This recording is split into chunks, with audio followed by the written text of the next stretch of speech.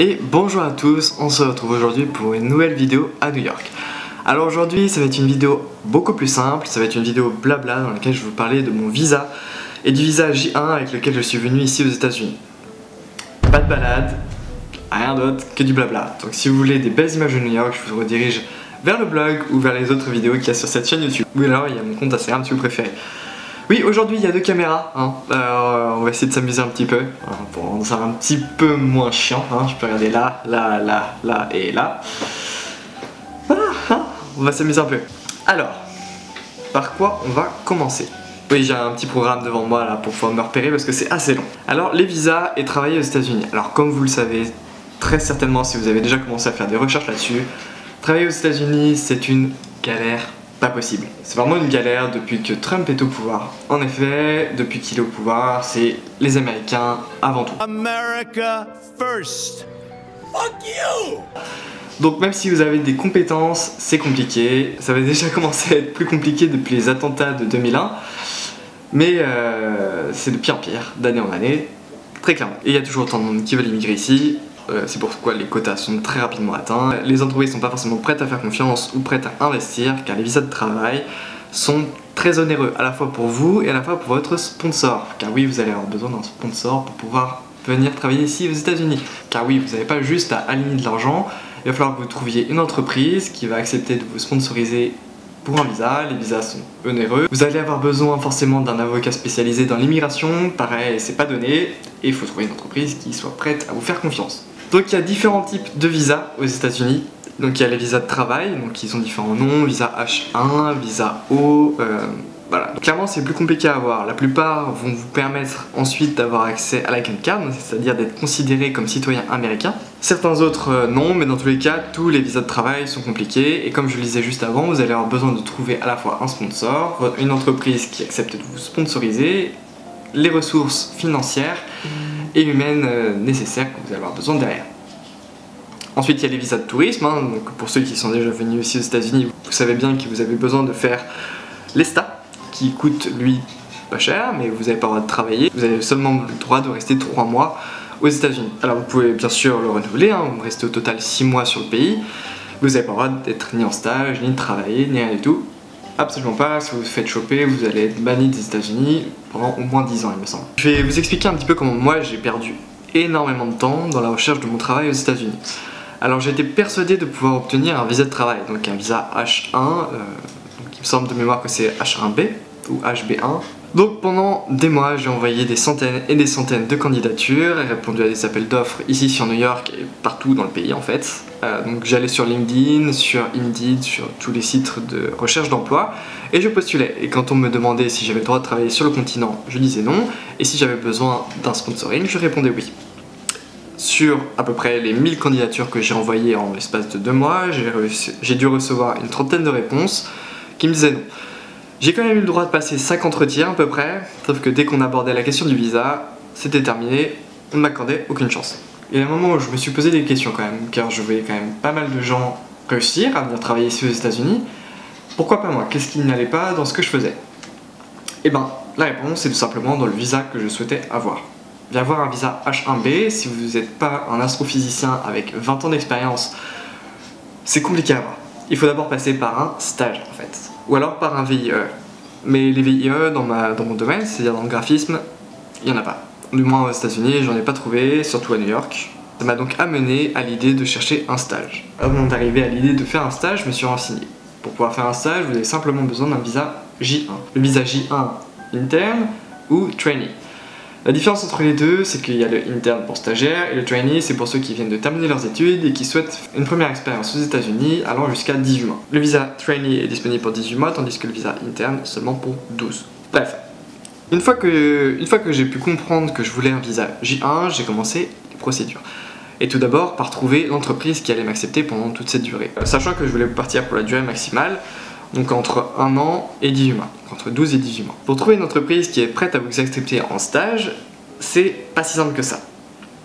C'est pas aussi simple que si vous postuliez en France. En effet, vous allez quand même devoir passer par des procédures relativement longues. Il faut compter à peu près 3 mois entre le moment où l'entreprise va vous accepter et le moment où vous allez rentrer sur le territoire en tant que stagiaire. Il faut que l'entreprise ait les ressources nécessaires, le temps nécessaire et qu'elle soit prête bien entendu à engager quelqu'un qui ne parle pas forcément extrêmement bien anglais et qui soit assez motivé pour pouvoir venir jusqu'ici, et qui soit bon, voilà, qui comprenne le marché américain. Pour cela, le mieux c'est de vous rendre sur Google Maps, de chercher les entreprises sur Google Maps dans la région que vous souhaitez intégrer et vous faites des recherches et vous envoyez via les formulaires de contact votre CV ou via les formulaires de recrutement. Souvent sur les sites des compagnies américaines, il y a une section Jobs ou Join Us ou Work With Us, auquel vous pouvez vous rendre et voir les postes qui sont actuellement disponibles ou alors là où est-ce qu'ils cherchent quelqu'un en ce moment. Vous pouvez également vous rendre sur LinkedIn, sur Indeed, sur Craigslist, sur tous les sites que vous pouvez trouver et vous cherchez des stages, tout simplement. La plupart des stages vont être rémunérés, sachant que sur New York, le minimum c'est $15, donc ce qui vous donne à peu près $2000 par mois. Il me semble avoir vu quelques posts sur lesquels il n'y avait pas de rémunération. Clairement, si vous n'avez pas de ressources derrière, n'acceptez pas un stage non rémunéré, surtout sur New York, vous risqueriez de regretter sévère. Donc pour postuler ici aux États-Unis, faites bien attention à plusieurs points. Tout d'abord d'avoir un CV format américain. Il est différent du format français. Pour cela, je vous invite à lire l'article qu'il y a sur le blog, sur lequel j'ai écrit toutes les procédures et toutes les démarches qu'il y a à faire pour ce visa, mais également des informations sur le CV américain, qui est différent. Ensuite, il va falloir que vous fassiez une lettre de motivation. Ils n'ont pas trop de problèmes avec ça, les Américains, donc ça va, vous n'avez pas trop à vous prendre la tête. Une fois que vous avez envoyé vos candidatures, vous pouvez espérer avoir un entretien. Donc généralement, ça prend 1 à 2 semaines le temps d'avoir un retour de votre candidature. Et si c'est positif, ils vont vous passer un entretien, soit via Skype, soit via... Il n'y a pas de raison pour laquelle ça se passe mal. Si vous parlez relativement bien anglais, ça ira. Si vous ne parlez pas très bien anglais, expliquez-leur la situation, que vous souhaitez venir ici pour travailler et pour pouvoir améliorer votre anglais. Peut-être qu'ils seront réceptifs, autant essayer. Une autre technique que vous pouvez utiliser pour pouvoir trouver un travail ou un stage aux États-Unis, c'est via LinkedIn.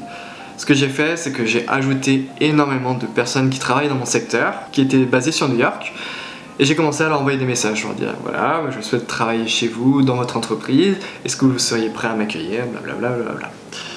J'ai reçu quelques réponses positives, qui m'ont mené à des entretiens. Pareil, quand a été abordée la question du visa, ça a toujours été compliqué. Mais bon, je pense que si vous acharnez, c'est une piste à creuser. Je sais qu'il y a des personnes qui ont réussi via cette méthode. Je sais qu'il y a également d'autres sites qui vendent cette méthode-là pour pouvoir trouver un travail. Je vous conseille pas d'acheter des méthodes soi-disant miracles sur internet. Il n'y a pas de secret, il faut se faire un réseau, et pour se faire un réseau, il faut venir ici, ou via LinkedIn, etc. Bref, vous avez compris. Mais en ce qui me concerne, j'ai trouvé mon stage d'une manière un petit peu différente. C'est-à-dire que pendant mes recherches, j'ai été contacté par une agence de placement. Alors une agence de placement, qu'est-ce que c'est? Parce que pour le coup, moi je ne savais pas. Et j'ai découvert ce milieu qui est relativement sale et je souhaite vous en parler un petit peu. C'est-à-dire que ces agences de placement, ce sont des entreprises françaises qui vont venir en aide, entre guillemets, on va mettre entre guillemets, à des étudiants ou à des personnes qui souhaitent trouver des stages aux États-Unis. Ils vont vous promettre de trouver votre stage clé en main en une quinzaine de jours, vous faire partir directement ensuite aux États-Unis pour vivre votre rêve.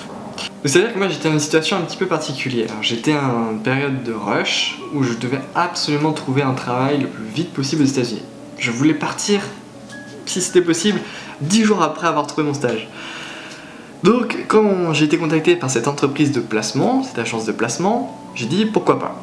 L'idée c'est qu'ils veulent vous faire trouver votre entreprise avant de vous faire signer quoi que ce soit. Donc avant de payer pour ce service, ils vont vous dire voilà, on va te trouver un stage, tu vas passer les entretiens, et si tu es pris, là tu devras payer. Donc moi je me suis dit, bon, bah, pourquoi pas, au point où j'en suis, je vais essayer. À peine quelques jours après, ils m'ont recontacté en me disant, voilà, il y a une entreprise qui cherche un designer graphique sur New York, on va vous mettre en contact. J'ai été mis en contact avec cette entreprise, j'ai envoyé mon CV ainsi que mon portfolio, et quelques jours après, j'ai passé un entretien à l'oral avec la directrice créative de l'entreprise. Ça s'est très bien passé, on s'est très bien entendu. Mais je leur ai expliqué que je n'avais pas les moyens pour pouvoir payer l'agence de placement ni le visa. Je leur ai donc demandé de le payer à ma place. Ce qu'ils ont accepté, c'est pourquoi j'ai accepté du coup de venir dans cette entreprise et de passer via cette agence de placement. Si jamais vous n'avez pas le temps et que vous êtes dans le rush et que vous êtes désespéré et que vous avez de l'argent, vous pouvez passer via vous pouvez passer par ces agences de placement. Mais le problème, c'est qu'ils demandent énormément d'argent. Donc eux, dans leur poche, ils prennent quasiment 2000 €, sachant qu'ensuite vous devez rajouter 2400 € pour votre visa, ainsi que pour votre assurance santé, qui fait que votre stage aux États-Unis va vous coûter au moins 4500 € rien qu'avant de partir. J'ai réussi à faire financer tout ça par mon entreprise, encore heureux, sinon je ne serais jamais parti via une agence de placement. Tout ça pour vous dire qu'il vaut mieux trouver par vous-même, et vous aurez juste à payer les 1000 et quelques euros que coûte le visa, et vous enlevez les 3000 € que coûte l'agence de placement. Ils vous promettent de vous accompagner dans chaque démarche. Je ne dis pas qu'ils vous abandonnent complètement, mais ils sont loin d'avoir un suivi exemplaire. Je vais vous expliquer ça juste après. Je ne vais pas donner le nom de l'agence de placement avec laquelle je suis parti parce que je n'ai pas de problème avec eux, mais je pense que c'est la même chose pour n'importe lesquels. Ils vont utiliser des méthodes vraiment dégueulasses, pas cool, pour vous faire signer le plus vite possible. Par exemple, une fois que votre stage vous a accepté, vous allez avoir 24 heures pour signer le contrat. À quel moment? Soit disant que si jamais vous ne signez pas dans les 24 heures, ils vont remettre le stage à quelqu'un d'autre. C'est dégueulasse. Ensuite, ils vont vous mettre la pression pour payer le plus rapidement possible. Moi, j'ai reçu des mails quasiment tous les jours pour me dire « Monsieur, il faut payer », alors qu'ils savaient très bien que c'est l'entreprise qui devait payer et elle devait faire passer ça par les avocats, donc ça a pris quasiment 2-3 semaines. Mais non, eux, ils comprenaient pas. Et ils devaient m'aider là-dessus, mais dans les faits, quasiment pas. Ils sont hyper réactifs pour que vous payiez. Jusqu'au moment où vous avez payé, vous pouvez avoir une réponse dans les 10 minutes.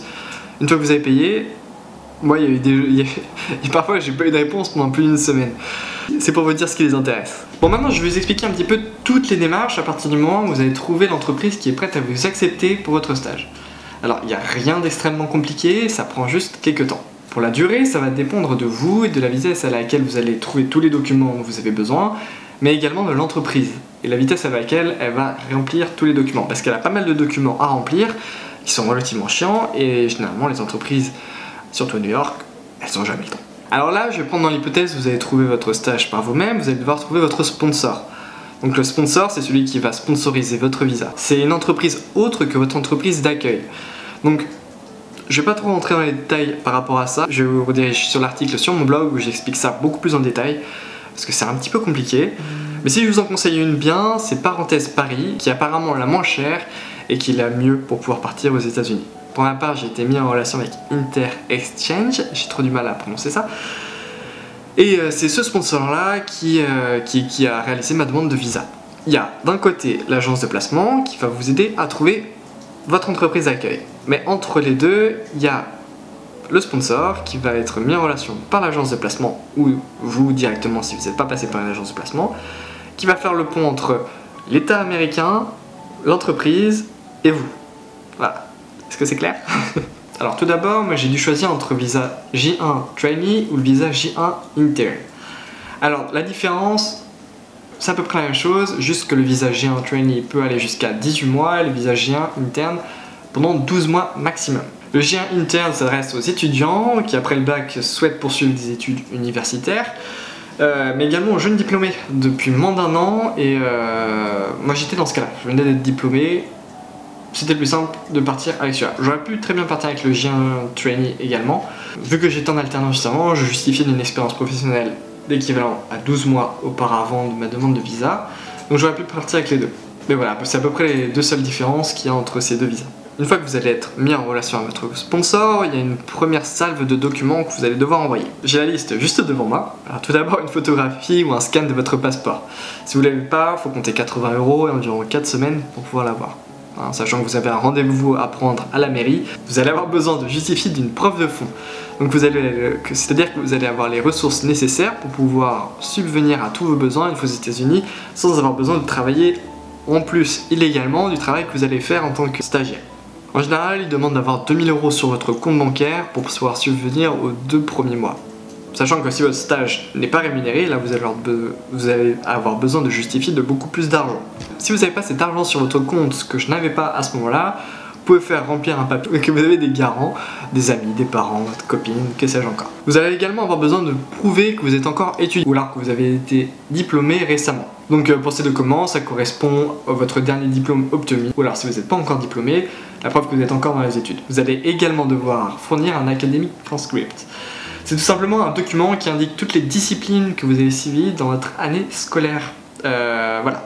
Sachant que ces deux derniers ils veulent ces documents en anglais, donc vous allez devoir les faire traduire par un traducteur agréé. Ça coûte environ 40 € par document et c'est fait dans un délai de 2 à 5 jours. Ouais, c'est clairement du vol. Alors le document qui m'a donné personnellement le plus de fil à retordre, c'est le Training Plan ou le DS 7002. Donc c'est un document à faire rédiger par votre entreprise sur lequel elle va détailler tout ce que vous allez faire pendant votre cycle de stage chez elle. Ça doit être relativement détaillé et c'est divisé par section de 3 mois. C'est-à-dire que chaque 3 mois, elle doit décrire ce que vous allez faire, avec qui, votre tâche, votre rémunération, bref, tout plein de choses. Pareil, ce document est super important parce que si vous avez un problème dans votre entreprise, ça va être ce document-là qui va servir de preuve comme quoi votre entreprise ne vous fait pas faire les bonnes choses ou alors qu'elle vous demande trop de choses ou qu'elle abuse de vous, par exemple. Donc malheureusement, ce document, il prend pas mal de temps à être rempli. Pour ma part, ça a duré plus d'1 mois. Une fois que l'entreprise l'avait rédigé, il fallait faire valider par le sponsor qui demandait des modifications à l'entreprise qui, elle, mettait encore une fois 1 semaine avant de faire les modifications. C'était interminable, c'était une vraie prise de tête. Donc une fois que tous les documents étaient complétés et remplis, j'ai dû attendre la validation du sponsor. Donc avec InterExchange, une fois que les documents étaient envoyés, ça prend 15 jours avant qu'ils puissent les valider et qu'ils vous envoient le DS 2019. Ce document est envoyé directement depuis les États-Unis, donc pareil, ça prend un petit peu de temps. Sachant que normalement ça va, ils les envoient recommandés, donc ça arrive relativement rapidement. Faites très attention à votre DS 2019, c'est le document le plus important que vous allez avoir ici aux États-Unis avec votre visa J1.